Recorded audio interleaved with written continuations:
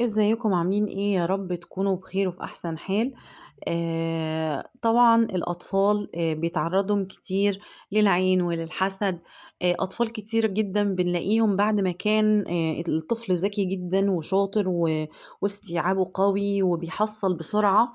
يبدأ الطفل دوت ان هو يتأخر دراسيا، وخصوصا لو حد اخد باله من ان الطفل ده ذكي وشاطر.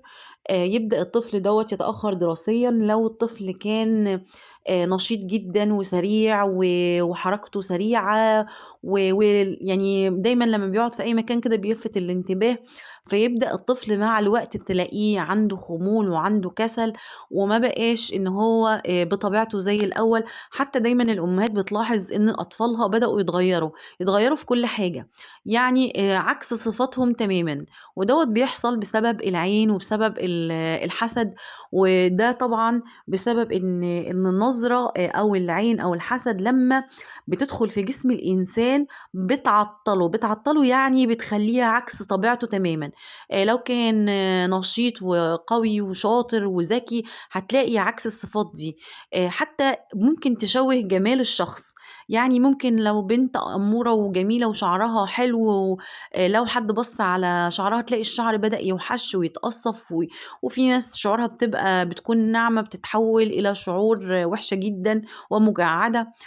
في بنات مثلًا بتبدأ وشها إن هو ينطفي، بعد ما كانت جميلة ومبهجة وحلوة تبدأ إنها تبقى عكس كده تمامًا. وكذلك الصبيان برضه والأطفال كلها بتبقى مُعرّضة للعين والحسد بطريقة كبيرة جدًا، لإن في ناس كتيرة بتقعد تقارن ما بين أطفالها وما بين الأطفال التانية. فبيبدأوا إن هم يحسدوا الشخص دوّة، ممكن يكون بقصد أو من غير قصد. وعشان إن أنت تتجنب هذه الأشياء لازم إن أنت دايمًا ترقي أولادك. الرؤية الشرعية طبعًا، لو الطفل قادر إن هو يقرا وراك وهو مثلًا كبير في السن شوية، قبل ما ينام هتخلّيه يقول آخر آيتين من سورة البقرة وآية الكرسي وقل هو الله أحد وقل أعوذ برب الفلق وقل أعوذ برب الناس. كل واحدة فيهم هيقولها 3 مرات، هتقول وهيقول وراك. أمّا لو الطفل ده أول طبعًا لمّا ييجي ينام، وقبل ما ييجي ينزل يروح مدرسته أو يروح درسه أو يروح في أي مكان، يعني مرّة في الصبح ومرّة قبل ما ينام. لو الطفل دوّة صغير وما بيعرفش يقرا قرآن أو ما بيعرفش يقول، فأنت هتحط إيدك على جبهة الطفل دوّة وتبدأ إن أنت ترقيه. هترقيه بإيه بقى؟ أول حاجة هتقول الفاتحة 7 مرات، آآ آية الكرسي 7 مرات، أول 5 آيات من سورة البقرة 7 مرات، آخر آيتين من سورة البقرة دي بنقولها مرة واحدة، لإن هي مرة واحدة بس كفاية، اللي هي من أول آمن الرسول بما أنزل إليه من ربه والمؤمنون كل آمن بالله وملائكته وكتبه ورسله إلى آخر سورة البقرة. بعد كده هتقول أول 10 آيات من سورة الصفات، هتقول سورة الزلزلة 7 مرات، سورة الكافرون 7 مرات، هنقول قُل هو الله أحد 7 مرات، قُل أعوذ برب الفلق 7 مرات، قُل أعوذ برب الناس 7 مرات.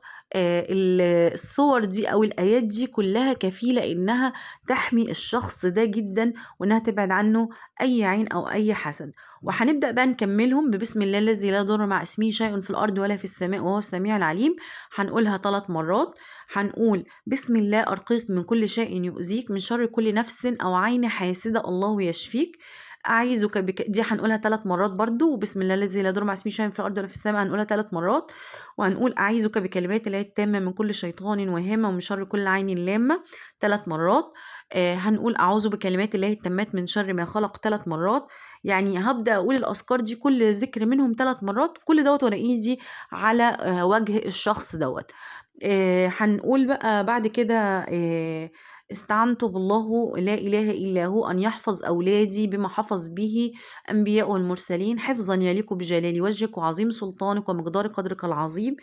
هتقول لهم الدعاء دوّة بنية إن ربنا يحفظهم ويعينهم. دايمًا هتيجي تستودعهم أول ما ييجوا ينزلوا من باب البيت أو يروحوا في أي مكان أنت عينك مش شايفاهم، وهتقول اللهم إني استودعتك أولادي في أي مكان غابت عنهم عيني وعينك لم تغب، فاحفظهم بما حفظت به بما حفظت به أنبياءك والمرسلين يا من لا تضيع عنده الودائع.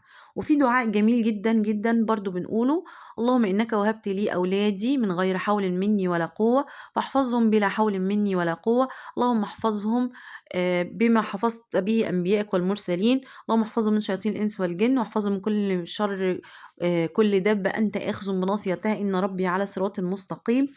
كل دعاء ممكن ان انت تدعيه لاولادك: اللهم ارزقهم الصحبة الصالحة، اللهم ابعد عنهم كل شر وكل اذى، اللهم اكفيهم شر العين. وتبدأ بقى ان انت تدعي لهم كتيرة جدا دعاء يعني الاهل او الام بالذات لاطفالها بيبقى دايما مستجاب. اكثري ليهم من الدعاء، اكثري ليهم من ان انت بتتمني لهم حياة كويسة، ان انت ادعي لهم ان ربنا يحوطهم بسور متين اقفاله لا اله الا الله مفاتيح لا حول ولا قوة إلا بالله محاط فسيكفيكهم الله وهو السميع العليم. وتقولي اللهم اجعل عن يمينهم جبريل وعن شمالهم ميكائيل ومن أمامهم حسبي الله لا إله إلا هو عليه توكلت ورب العرش العظيم ومن خلفهم لا حول ولا قوة إلا بالله العلي العظيم. ادعي كل الأدعية اللي انتي حافظاها ليهم بنية ان ربنا يحفظهم.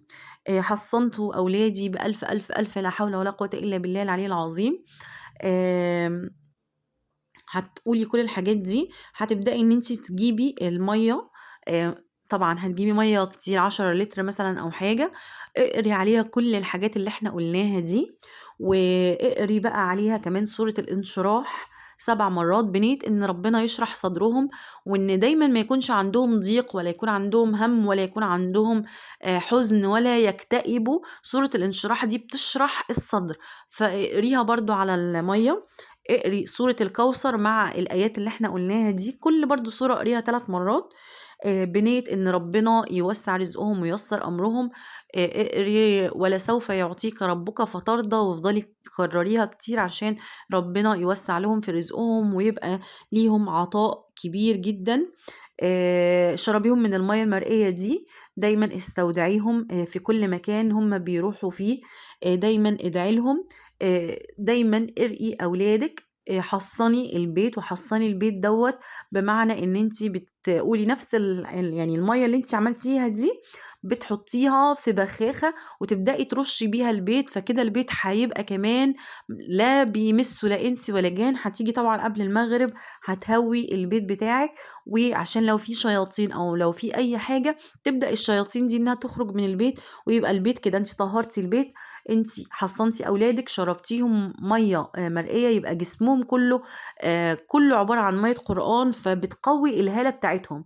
اي حد هيجي ان هو يحسدهم او يبص لهم او يأذيهم، هتلاقي العين ما بتصيبهمش بحاجه، وبالعكس كمان العين هترتد على الشخص اللي هيبقى بيحسد او بيأذي، وهو اللي هيتأذي مرة في التانية في التالتة، هتلاقيه هو اللي بيتأذي، هو اللي بيتعب، هو اللي بيمرض.